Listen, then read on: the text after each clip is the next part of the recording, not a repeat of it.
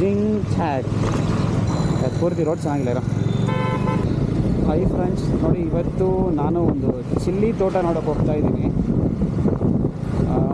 Purpose ಏನಪ್ಪ ಅಂತಂದರೆ ಸ್ವಲ್ಪ ಎಕ್ಸ್ಪೋರ್ಟ್ ಮಾಡೋ ಒಂದು ಪ್ಲ್ಯಾನ್ ಇದೆ. ಸೊ ಅದಕ್ಕೆ ಕ್ವಾಲಿಟಿ ಚೆಕಿಂಗ್ಗೋಸ್ಕರ ಹೋಗ್ತಾ ಇದ್ದೀನಿ.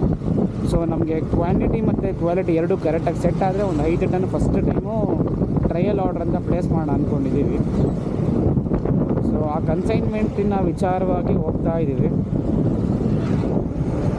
ಹೋಗಿ ನೋಡಿಕೊಂಡು ಕ್ವಾಲಿಟಿ ಎಲ್ಲ ಚೆಕ್ ಮಾಡಿ ಪ್ರೈಸಿಂಗು ಫಾರ್ಮರ್ಗೆ ಮತ್ತು ಬೈಯರ್ಗೆ ಇಬ್ಬರಿಗೂ ಸೆಟ್ ಆದರೆ